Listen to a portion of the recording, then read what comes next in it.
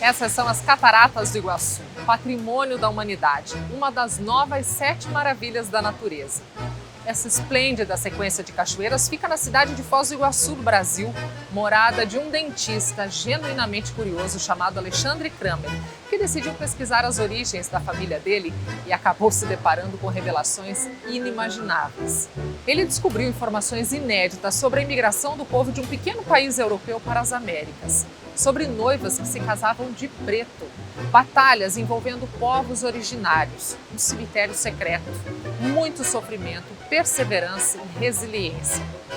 Acompanhe agora essa surpreendente história sobre a saga humana.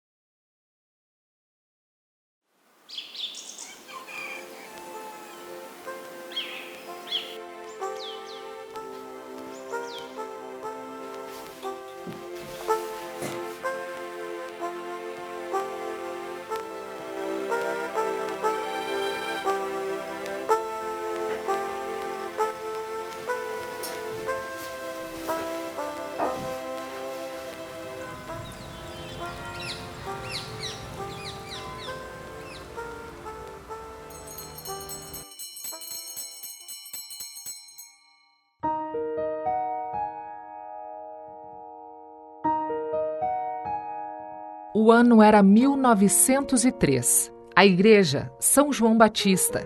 A cidade, Santa Cruz do Sul, no Rio Grande do Sul, sul do Brasil. A noiva, Maria Pierret.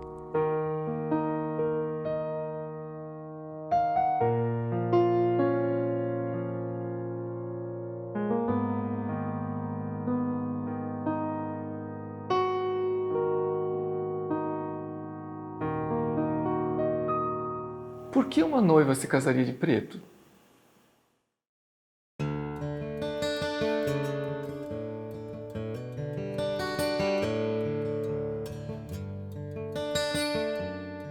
Maria Pierret era minha bisavó materna. Ela falava muito bem o alemão e o francês, e nós acreditávamos que ela era alemã porque a certidão de casamento dela afirmava isso. E uma parte da família, por ela falar francês, acreditava que ela era da França. A vovó Maria Pierret, ela sempre comentava que tinha vindo da França, que ela era francesa.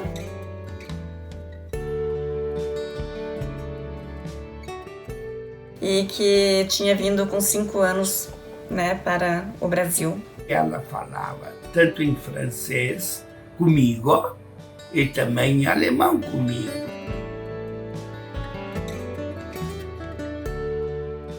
Eu era piazinho ainda. Ela contava os números de 1 a 10, ou até mais, em francês.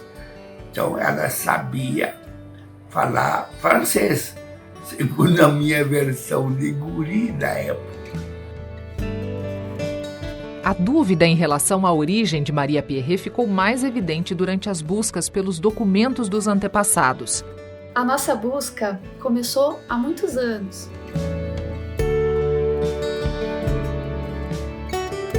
Para buscar a cidadania alemã. Conseguimos muitos documentos, infelizmente faltaram alguns, e não conseguimos efetivar esse pedido de cidadania alemã. 13 anos depois, os meus sobrinhos, a Flávia e o Felipe, filhos do Alexandre, começaram a insistir que a gente retomasse essas buscas, porque eles já eram adolescentes, eles tinham muito interesse em morar fora e eles queriam descobrir essa história nossa. A gente retomou a árvore genealógica que já estava construída num site da internet e a partir dali começamos a buscar nos cartórios os documentos. E nesse momento a gente começou a prestar muita atenção na minha bisavó, a Maria Pierret, porque na certidão de casamento dela com o Ricardo consta que ela era nascida na Alemanha. A partir dali a gente se encheu de esperança de novo e fomos atrás dos documentos e procurando a certidão de nascimento dela. Através desse site, a gente descobriu alguns primos distantes e eles nos ajudaram com as pesquisas. Em 2014, eu fui para a Alemanha tentar encontrar alguma pista. A única coisa que eu tinha era uma Bíblia de Marie Pierret, impressa em Trier, e nessa cidade foi onde foi impressa essa Bíblia, então eu tinha certeza que poderia ser próximo onde eu encontraria os seus documentos. Neste momento eu não descobri nada, e somente em 2019, com MeioHeritage, eu encontrei então Alexandre, que complementou as minhas pesquisas para descobrir finalmente onde enviar alguns e-mails e descobrir certificados de nascimento, certidões de nascimento de Marie Pierret. E para surpresa de todos, ela não era nascida na Alemanha como estava no documento de casamento. Ela não era nascida na França, como ela dizia para todos os netos. Ela era nascida no Grão-Ducado de Luxemburgo. Maria Pierret nasceu na cidade de Mersch, em Luxemburgo. Luxemburgo é um pequeno país situado no coração da Europa, entre a Alemanha, Bélgica e França. Tem em torno de 620 mil habitantes em uma área de 2.586 km². É uma democracia parlamentar, com um grão-duque como monarca constitucional. Vossa Alteza Real, Grão-Duque Henri. É o único grão-ducado existente no mundo. Tem como línguas oficiais o luxemburguês, o alemão e francês, mas o inglês é amplamente falado e o português também. Pude visitar a comuna, que é a cidade de Mersch, e com a ajuda dele consegui todas as pistas que faltavam. A gente descobriu que ela se tornou Maria no Brasil, porque no nascimento dela, ela é Marie Pierret. Ela e os pais, os avós, os bisavós, toda a família dela, tanto o lado materno quanto paterno, todos vieram do Luxemburgo.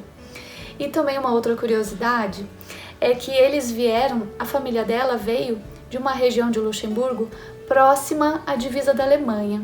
E a família do Ricardo Schmidt, com quem ela se casou, o meu bisavô, toda a família dele, que veio da Alemanha, veio de uma cidade próxima também da divisa entre a Alemanha e Luxemburgo. A descoberta sobre a origem luxemburguesa surpreendeu até mesmo os descendentes diretos dela.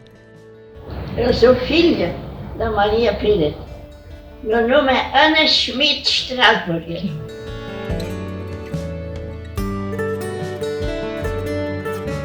...98 anos.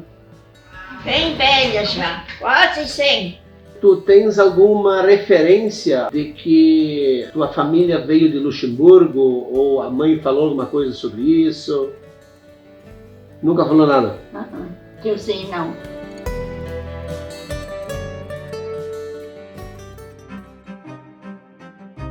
Maria Pierret era filha de Dominique Pierret e Anne-Marie Storck. Quando ela nasceu, Dominique tinha 28 anos, era alfaiate. A mãe Anne também tinha 28 anos. Ela cuidava da casa e dos filhos. Os descendentes sempre consideraram que Maria Pierret era filha única, porque ela comentava apenas de uma irmã que já havia falecido. Mas durante as pesquisas, descobriram que ela tinha 4 irmãos: Dominique, Karl, Suzanne e Elisabeth.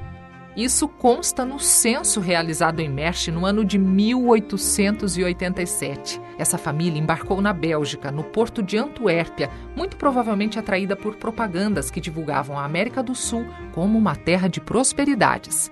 Em 2 de fevereiro de 1889, a Marie Pierret deixou Luxemburgo com 4 anos, junto com mais 4 irmãos e os seus pais, Dominique Pierret e Anne-Marie Storck. Ficaram para trás Domicus Pierret, que já era viúvo de Elisabeth Jung, que havia falecido 20 anos antes, e do lado da Anne-Marie Storck ficou em Luxemburgo a Anne-Marie Reuter, que era viúva de Nicolas Storck, que havia falecido em Paris alguns anos antes. Documentos mostram que eles embarcaram para um país mais ao sul que não era o Brasil. Eles embarcaram no SS Hannover I, com destino a um país mais ao sul da América do Sul, a Argentina. depois de 30 dias de viagem, e chegaram no dia 3 de março de 1889 no porto de Buenos Aires, na Argentina. Mas na lista de chegada não constava o nome de uma das crianças. Ela contou a história da vinda deles, né, no navio, e que tinha sido uma viagem muito longa e muito sofrida, e que ela havia perdido a irmã Elisa no navio e tinha sido enterrada no mar. Então ela falava isso com muito sentimento. Lembra que alguém morreu durante a viagem? Sim, a mãe contou. Ele disse que o navio não para enterrar essa pessoa. Essa pessoa tem que ser enterrado. Ela está cheia de no navio. Não, diz ele, os peixes já comeram muito tempo. Assim como a pessoa morre no navio, não vai.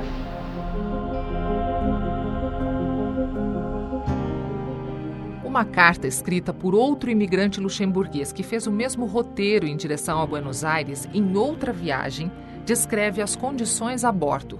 A carta foi publicada num jornal da época. Um artigo do jornal Luxemburger Wort de 4 de março de 1889. Zuschrift. Herr Redakteur, bitte freundlichst folgenden Brief eines Argentinienfahrers zu veröffentlichen, damit alle diejenigen unserer Landsleute, welche beabsichtigen, eine ähnliche Reise zu machen, vor der Zeit gewarnt werden.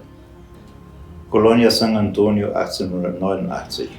Wir waren zu 950 Personen auf dem Schiff. Da können Sie sich denken, was das war.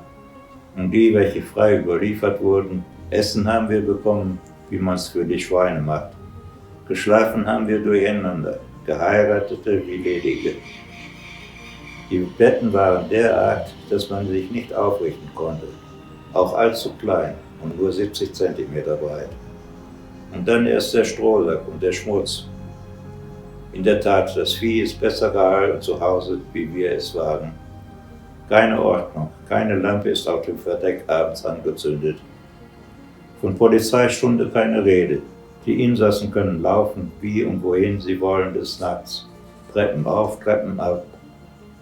Sie können brüllen wie die Löwen, sodass kein Mensch schlafen kann. Kranke müssen sterben wegen Mangel an Ordnung und Pflege. Man bekommt nicht mal eine Tasse Fleischbrühe fürs Geld.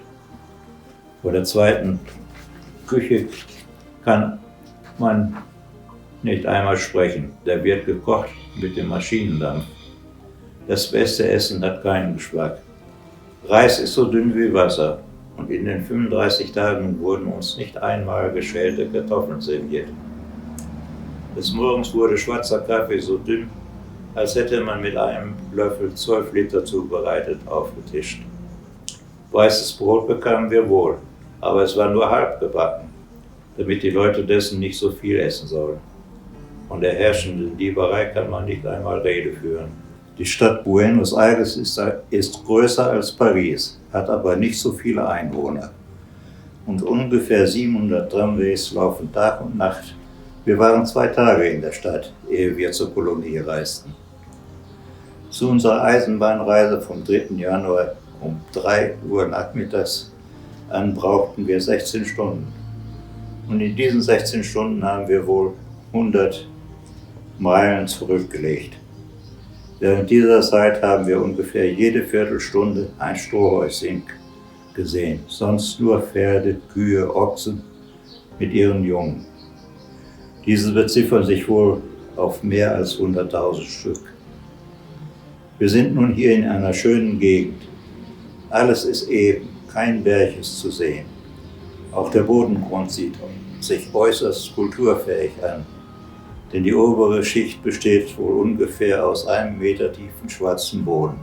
In der Nähe unserer Kolonie ist eine neue Stadt angelegt, Juarez genannt.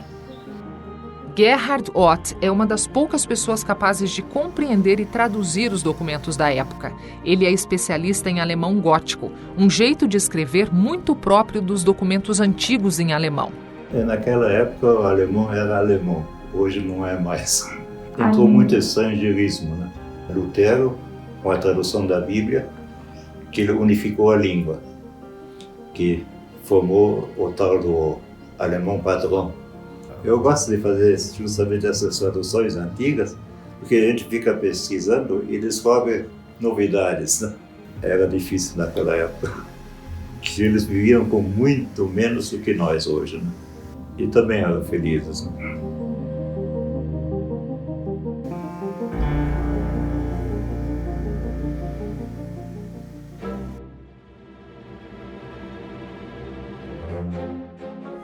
A partir daqui, são conjecturas. Nós acreditamos que a família Pierret foi influenciada pelo projeto de migração dos luxemburgueses desenhado pela Igreja Católica na figura de um padre redentorista chamado Didier. E provavelmente os Pierret foram influenciados por esse movimento social e naquele ano cerca de 1.000 luxemburgueses deixaram Luxemburgo. Isso representava 0,5% da população. Existiu vários tipos de migração, pelo menos 2 nós sabemos.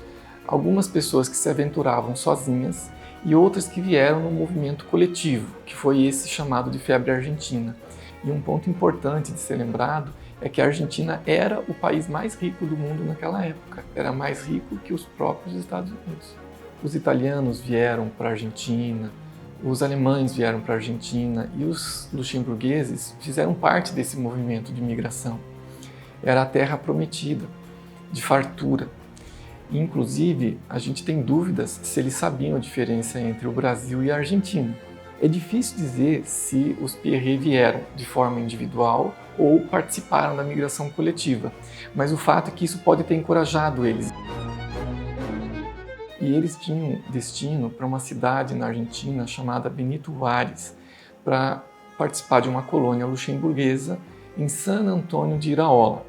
O primeiro maiordomo dessa colônia era o Kirsch, que era sobrinho do padre redentorista Didier.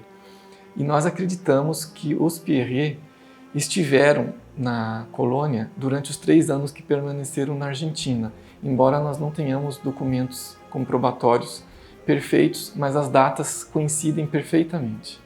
Eles moraram lá, eu sei. Ela falou à mãe que tinha morado, mas só um pouco tempo. A colônia San Antônio de Iraola fica na região dos Pampas argentinos, 400 quilômetros ao sul da capital Buenos Aires. Essa colônia era um dos destinos dos luxemburgueses que migraram para a Argentina, mas tinha grande importância porque abrigou em torno de 400 pessoas. Quando nós descobrimos que havia uma história na Argentina, eu tomei a decisão de viajar para lá. E eu encontrei com o Ramiro Álvares, que me recebeu gentilmente e conseguiu encontrar fotos antigas de um dos maiores fotógrafos que a Argentina já conheceu, que tirou fotos da colônia, porque ele era irmão do estancieiro da colônia. Aquelas fotos são maravilhosas e é impressionante como os argentinos conseguiram cuidar tão bem do patrimônio histórico deles. Alexandre, junto con su familia, nos visitó en la oficina de la Subdirección de Patrimonio y Archivo Histórico de la Municipalidad de Benito Juárez, acá en la provincia de Buenos Aires, en Argentina. Hacia el fines del siglo XIX comienza a incentivarse en la zona la formación de colonias de inmigrantes con el objetivo de desarrollar la agricultura en la zona, ya que esta era una región que se caracterizaba principalmente por la ganadería. Hacia fines de la década de 1880 se instala en nuestra zona una colonia de luxemburgueses, más precisamente en la estancia San Antonio de Iraola, que pertenecía a una familia muy importante de nuestro país y que en ese momento administraba Rómulo Ayerza, quien fue uno de los promotores de la instalación de la colonia luxemburguesa en la estancia San Antonio. Los hermanos Ayerza eran miembros de una importante familia de la burguesía argentina y estaban casados con las herederas de la estancia San Antonio de Iraola. Soy Ricardo Estrubamú Jacobé, descendiente de los Jacobé Iraola.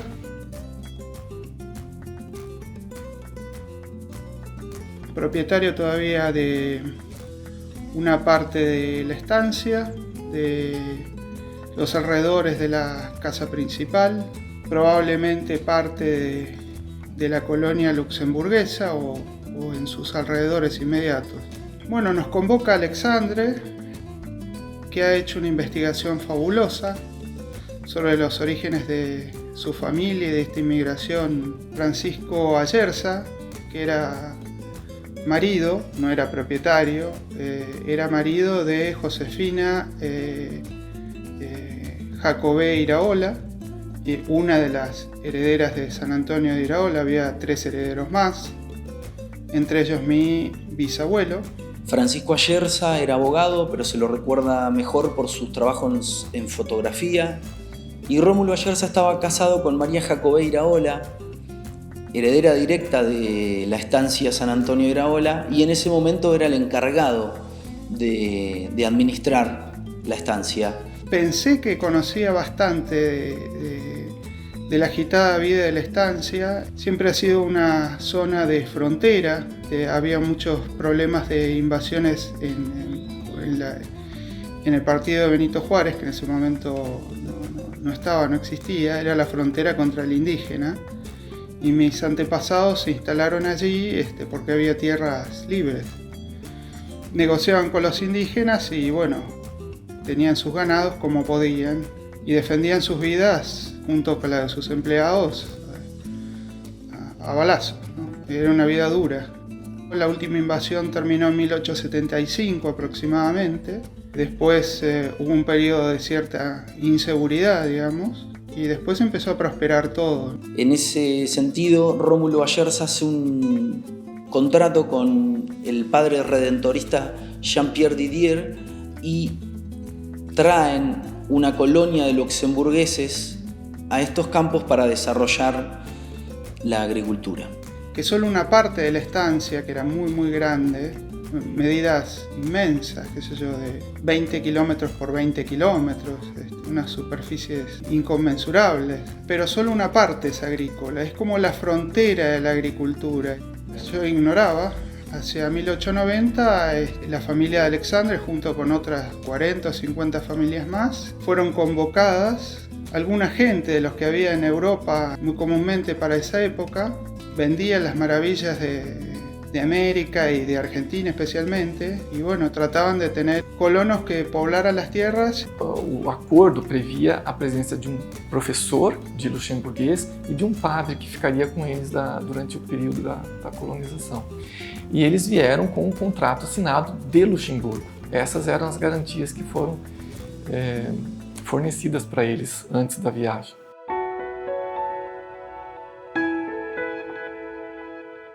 O problema que vai acontecer mais tarde, e é sabido, é que eles talvez tenham sido ingênuos de acreditar em premissas talvez muito otimistas, porque faltou talvez planejar ali as dificuldades que eles teriam com o clima, com a adaptação numa terra que não conheciam a língua.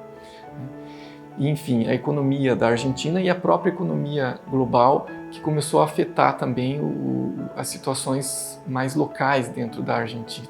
Nós sabemos que a colônia não prosperou. Os colonos se endividaram, as colheitas fracassaram, eles tiveram problema com o clima e eles encontraram a terra com necessidade de preparo, de manejo, que eles não esperavam ter esses tipos de dificuldades. Nós sabemos disso porque eles registraram um protesto no jornal local. Gracias a una carta que envían los colonos luxemburgueses al periódico El Fénix de nuestra ciudad en octubre de 1890, pudimos conocer algunas cláusulas del contrato. Pudimos averiguar, por ejemplo, que el contrato que habían firmado los colonos con Rómulo Ayerza sería por una duración de 6 años, que el encargado de la estancia San Antonio de Iraola pondría las tierras, los colonos pondrían su fuerza de trabajo y las ganancias se repartirían. Sin embargo, hubo algunas malas cosechas, sumada también a un brote de viruela que hizo estragos en la zona y también en la colonia, y estos problemas llevaron a la disolución de la colonia y a un final que podríamos decir que fue trágico.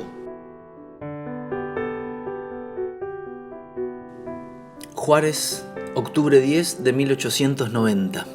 Hace poco más de un año, el Fénix, inspirado por ideas de justicia y con el objeto de poner en evidencia ciertas cláusulas de un contrato que existía entre los infrascriptos y el señor Ayerza, ha publicado la traducción fiel de dicho contrato, cuyo original es en idioma alemán, y se ha servido a acompañarlo de comentarios que en aquel tiempo, por ser recién llegados a esta hospitalaria tierra y aún ilusionados por las aparentes ventajas y libertades que ostentaba el aludido contrato, consideramos algo exageradas y hasta importunas las observaciones que se hacían al respecto.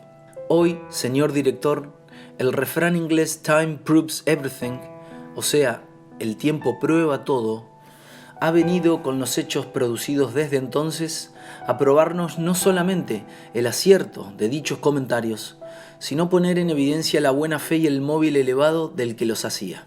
Entre los muchos compromisos del contrato figuraba la obligación de darnos animales adiestrados para el trabajo y en lugar de ellos se nos han entregado animales chúcaros que han llegado hasta a estropear algunos de los nuestros. Más tarde nos apercibimos de que la mayor parte de la tierra que según compromisos estipulados en el contrato debía ser apta para el trabajo o eran terrenos bajos o trabajados desde varios años por otros agricultores que nos habían precedido y por lo tanto inadecuada para prestarse al cultivo durante otros 6 años, como se pretendía. Nuestra cosecha en su mayor parte destruida y nuestros recursos propios agotados, nos veíamos en el caso de volver a principiar, tropezando con la dificultad inesperada de ver que el administrador, menospreciando los deberes de justicia, se apoderó del poco trigo que nos sobraba. En una palabra, se nos ponía en el caso de perder el fruto de nuestro trabajo no sembrando la tierra ya preparada, o bien de encontrarnos sitiados por el hambre. Y nos vemos en el caso de apelar al fallo de la opinión pública para escarmiento de los que, menospreciando el derecho de cualquier ciudadano a la libertad, tratan de esclavizar al trabajador por medios inadmisibles y hasta contrarios a las leyes liberales que rigen en la República Argentina. ¿Cómo calificar este proceder? Lo dejamos al criterio de cada uno. Solo queremos hacer constar los hechos. Y se nos amenaza con el hambre. Los colonos de San Antonio.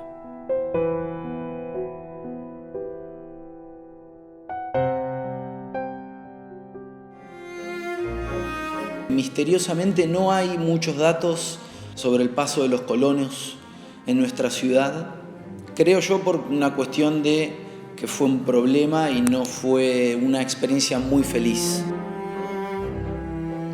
La colonia fracasó, es una zona que a veces hay sequías muy pronunciadas por años. La tierra a veces tiene tendencia a ser un tanto superficial, entonces después de algunos años de agricultura decae la producción. E a colônia vai se dissolver. Parte deles vai ficar na Argentina, parte deles vai viajar para os Estados Unidos e uma parte vai retornar para Luxemburgo. Infelizmente, parte deles ficou sepultada no cemitério de Benito Juárez. Eu esperava encontrar a sepultura do filho mais velho de Dominique Perret. Infelizmente, as sepulturas dos luxemburgueses, quando nós chegamos em Benito Juárez, já não existiam mais, porque elas estavam muito envelhecidas e foram recolhidas para um ossário. Então, qualquer pesquisa que eu venha fazer naquele tipo de ossário, eu preciso de mais recursos, né? E aí ficou um pouco mais difícil de ter documentos que provassem a morte daquela pessoa específica que eu buscava. Quando eu estive na estação de trem, e ela está reformada idêntica como era, eu me senti o Dominique chegando lá.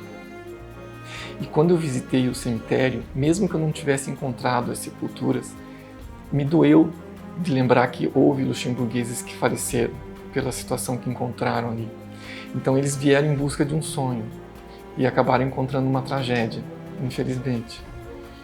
E quando eu passei pela linha do trem e olhei para o horizonte e vislumbrei o cemitério lá distante e para além dele, onde foi a colônia, o cenário é praticamente o mesmo que eles vivenciaram.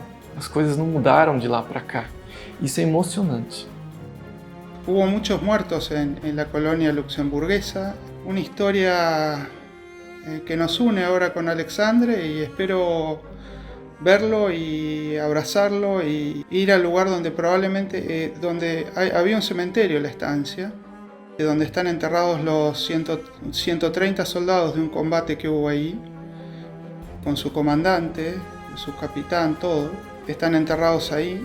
Después también hay indígenas enterrados ahí, en los bordes del cementerio, fuera de la parte consagrada. Y mis parientes, algunos están ahí, y parientes de Alexandre e outras famílias também estão aí, muito provavelmente. O que não se sabia da história é que parte deles teria vindo do Brasil, que é justamente a minha família. E essa é a conexão que nós fazemos com a colônia de Santo Antônio de Iraola.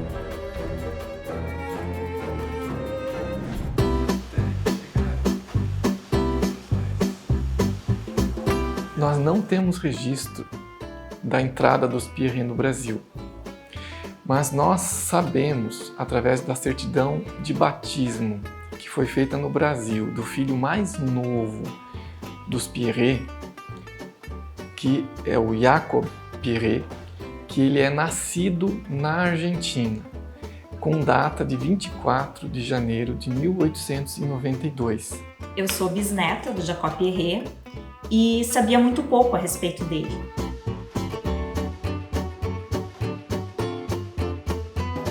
O local de nascimento dele, por exemplo, era desconhecido para mim. O que eu sempre ouvia é que ele teria nascido num navio a caminho do Brasil. Como a origem do sobrenome Pierret é luxemburguesa, na minha concepção seria um navio vindo da Europa para o Brasil. E aí, quando eu conhecia o Alexandre e a Annelise, comecei a me interessar mais para saber sobre a origem da família. Fui conversar, procurar informações com o meu tio, o do Pierret, e ele me disse que o Jacó nasceu num navio vindo da Argentina para o Brasil. Então fui em busca de registros e não encontrei certidão de nascimento do Jacó. Se ele não nasceu no Brasil, então não encontraria, né? Mas eu encontrei a certidão de batismo dele. O batizado foi no interior de Santa Cruz do Sul, aqui no Rio Grande do Sul. E nessa certidão de batismo consta que ele nasceu na Argentina. E baseado nesse documento, nós podemos afirmar que os Pierret estiveram na Argentina entre 1889 e 1892, que são os anos exatos da existência da colônia luxemburguesa de San Antônio de Iraola, próximo a Benito Juárez, na Argentina. Porque as datas de chegada lá na Argentina e de chegada no Brasil coincidem com o momento exato em que a colônia existiu. E então isso confirma o que o meu tio comentou sobre o nascimento dele ter sido no navio a caminho do Brasil, vindo da Argentina. E também coincide com as pesquisas do Alexandre sobre essa migração luxemburguesa para a Argentina. Então a família Pierret inicialmente foi para a Argentina e depois veio para o Brasil, coincidindo com o nascimento do Jacó. A igreja em que Jacó Pierret foi batizado em Santa Cruz do Sul, já no Rio Grande do Sul, no Brasil, chamava-se Igreja São João Batista. É a mesma igreja onde a irmã de Jacó, Maria Pierret, se casou usando um vestido de noiva preto aos 18 anos. Já tinha se passado pelo menos uma década desde a chegada dos Pierret à América do Sul. A foto que mostra a Marie Pierret e o Ricardo Schmidt, essa eu consegui num determinado dia aqui em Santa Cruz. Eu fui no cartório de registro civil em busca de uma certidão e lá uma das moças que me atendeu viu que eu era Schmidt e disse assim, talvez nós sejamos parentes. Ela me falou de uma tia que mora aqui na região sul de Santa Cruz, que tinha muitas fotos antigas. E um dia eu contatei essa pessoa, fui na casa dela, fiz cópias de todas as fotos, como eu sempre faço, eu faço cópias das fotos e guardo esse material, mesmo que eu não saiba exatamente quem são as pessoas, muitas delas eu não sei, né, eu acabo descobrindo depois. Quando nós recebemos a fotografia do casamento da Maria com o Ricardo, nós ficamos muito surpresos e também um pouco chocados, porque a gente não sabia que ela tinha casado de vestido preto. Nós não conhecíamos essa história e nem sabíamos se era uma tradição ou se era algum motivo ocasional. Então a gente, a partir dali, começou a buscar os motivos disso tudo. Eu sei que parece chocante para o público de hoje que um vestido de noiva não seja branco, mas por muito tempo um vestido de noiva nem sempre foi branco. A gente precisa entender que por muitos séculos, até o século XIX, ou seja, no século XVIII, no século XVII, no XVI, lá para a Idade Média, o seu vestido de noiva era o seu melhor vestido. As populações de mais alta renda poderiam fazer um vestido específico para aquele dia especial. É o caso de rainhas que fazem isso, princesas que fazem isso. Mas, de maneira geral, a população, de mais baixa renda casa com o seu melhor vestido. E muitas das vezes o seu melhor vestido não é branco. Então as pessoas se casavam de azul, as pessoas se casavam de verde, as pessoas se casavam de rosa, né? E uma das coisas que também é comum na Europa, em locais de clima mais frio, quando você está no outono e no inverno, em alguns lugares, por exemplo, como Luxemburgo, que é um lugar mais frio, o outono e o inverno duram muitos meses. Então, nesses períodos, você escolhe tecidos mais escuros para ter as suas roupas, um marrom mais escuro, um cinza mais escuro, um preto. Então, se por acaso essa pessoa está se casando no outono ou no inverno, é natural que o seu melhor vestido dessa estação seja um vestido mais escuro. É importante salientar que para muitas famílias de imigrantes, o casamento tinha uma visão bastante utilitária. Por isso se vê a noiva de véu branco e de vestido preto. Porque esse véu branco, como todas as noivas, por uma questão de atestar a pureza e a castidade dessa noiva. A primeira pessoa que, digamos assim, massificou o vestido branco como vestido de casamento foi a Rainha Vitória. Ela se casou em 1840. Ela escolheu um vestido branco para se casar. Quando esta mulher tão importante se casa de branco, vai se massificando o branco. E aí vocês podem se perguntar, então por que uma pessoa que se casou em 1903, já que a Rainha Vitória massificou essa história do branco lá em 1840, por que ainda existiriam pessoas se casando de roupas mais escuras?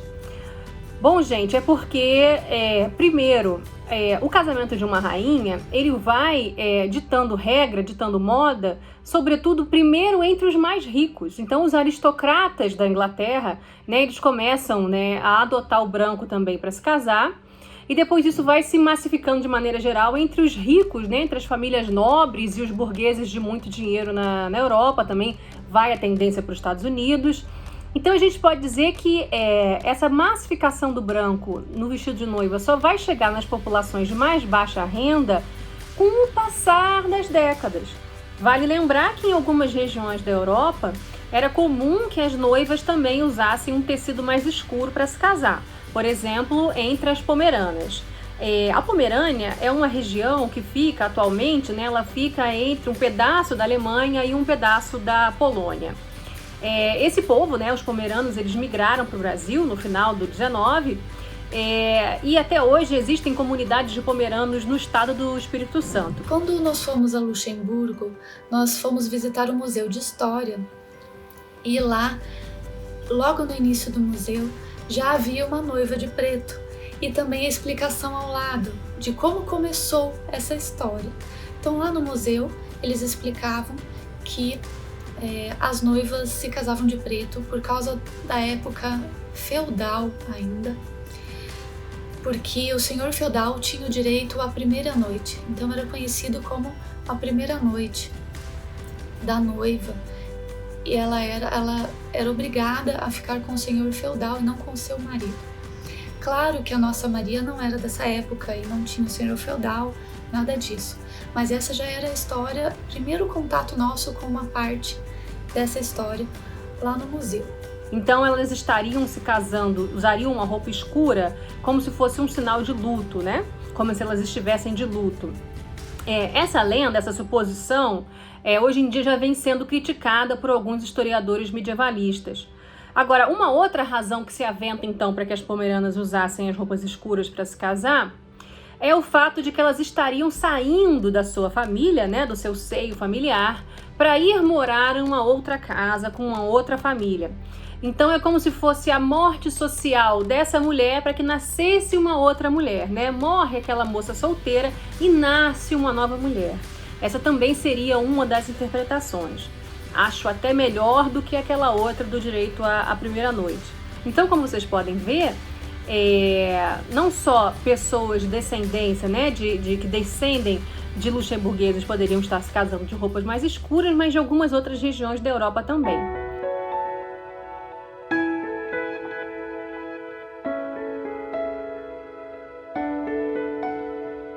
A gente compreendeu que a Maria não tinha nenhum motivo triste.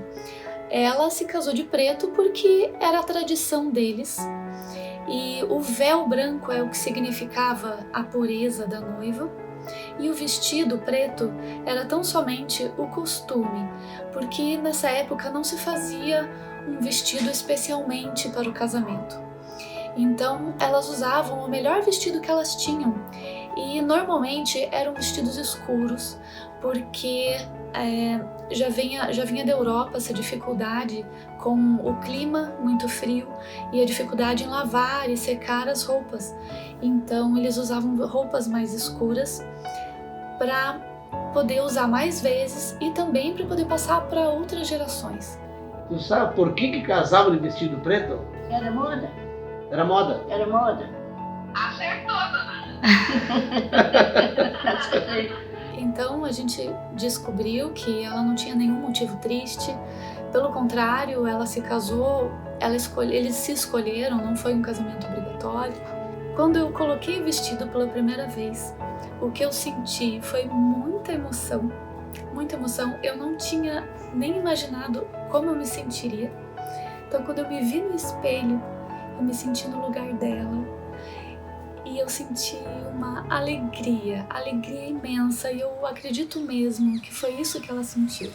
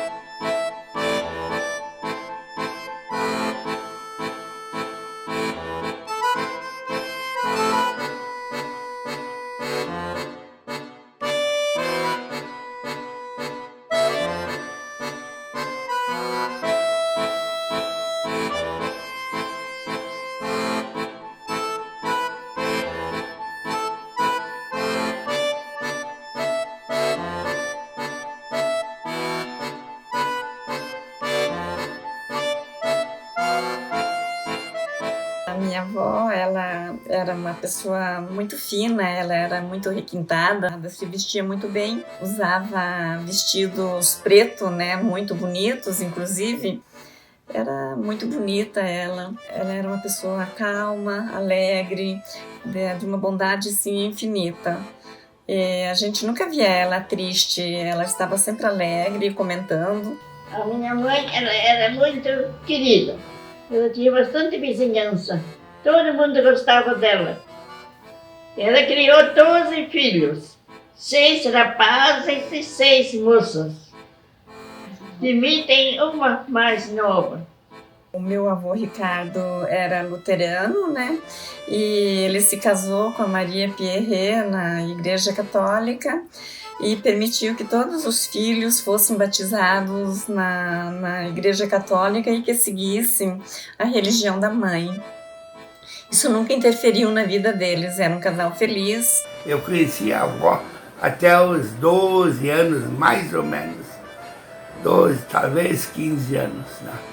Depois ela morreu e hoje está enterrada aqui em Capivara, pertencente ao município de Pinheirinho do Vale. O que aconteceu com nós, aconteceu com todas as pessoas que nós entrevistamos durante as pesquisas. Nós achávamos que éramos descendentes de alemães e descobrimos que éramos descendentes de luxemburgueses. Há muitos brasileiros descendentes de luxemburgueses que não sabem a sua origem, que desconhecem a sua origem. Então, a ideia de você trabalhar um documentário que explique isso para esses descendentes pode talvez marcar o encontro de muitas pessoas com sua própria história. Eu não tenho como descrever em palavras o que eu senti durante o processo de pesquisa, porque as coisas vão acontecendo e você vai sentindo aquilo. Mas estar na terra onde eles pisaram, saber que eles passaram por lá, olhar para a paisagem que eles olharam e saber que ela não mudou de lá para cá, e estou falando de coisa de 100 anos, 120 anos, visitar a sepultura deles lá na Europa, dos mais antigos, e isso é emocionante. Você poder se ajoelhar próximo à sepultura de uma tataravó, descobrir que ela está lá, bem cuidada, inclusive. E saber que as pessoas se preocuparam com isso. Que no trajeto houve uma preocupação com a preservação da memória. Não é da minha família, é a memória da humanidade. Né? É a história humana, é a saga humana, né? Nua e crua. Isso te conecta com o mundo. Porque todos nós habitamos um planeta só. Mas nós somos migrantes. Nossos antepassados migraram em busca de uma vida melhor. Hoje, muitos de nós migram também, às vezes fazendo o caminho inverso. E graças a Deus fomos abençoados com a cidadania. Nós conseguimos a nossa cidadania luxemburguesa. Com a possibilidade de reconhecimento da cidadania, os descendentes dos imigrantes que chegaram ao Brasil em busca de uma vida melhor estão fazendo o caminho contrário, ou valorizando aqui mesmo o legado deixado por esses imigrantes, cultivando a história, as tradições e perpetuando aos jovens. Os meus filhos vai ser importante mais para eles do que para mim, porque abre portas para que eles possam estudar ou até trabalhar, se esse for o destino deles e a escolha deles. E não só isso, nós fomos abençoados com as descobertas de toda essa história, dela, do Ricardo e de tantos outros. A gente descobriu as fotos antigas através desses primos distantes. O Luciano e a Magda nos ajudaram. A gente conheceu tanta gente de primos e parentes que só se encontraram em busca por causa das buscas que nós fizemos. E a gente acabou mudando a vida para melhor de muita gente que nós não imaginávamos nem que isso aconteceria. E a gente descobriu a Noiva de Preto e todas as outras histórias que vieram a partir daí. Inclusive a passagem pela Argentina. Então tudo foi muita surpresa e tudo é muito gratificante hoje da gente ter esse conhecimento. E agradeço muito, que eu tenho certeza que eles estão nos abençoando em toda essa busca e em toda essa descoberta nas nossas vidas. Eu acho que todos nós, como seres humanos, deveríamos buscar conhecer nossas origens. Porque o ser humano que habita esse planeta, ele é muito vinculado não só ao território onde ele habita, mas aos seus antepassados. E isso eu acho que me deu mais chão de conhecer de onde vim. Eu entendi nessa busca por que a minha família, por exemplo, é católica. Porque eles são descendentes de um país que era católico. Vieram por um projeto da Igreja Católica. Colonizaram a América do Sul num ideal católico. Mas não é só pela religião. Se você não acredita em religião, tudo bem, mas você é parte do que veio antes de você, de quem veio antes de você. Você tem em você o teu comportamento, não é só a aparência. Uma curiosidade é que muitos dos meus antepassados que eu sequer conhecia eram odontólogos de alguma formação. E isso me fez pensar também até que ponto as escolhas que eu fiz no meu mundo de hoje, sem conhecê-los, foram de alguma forma influenciadas por esse passado desconhecido.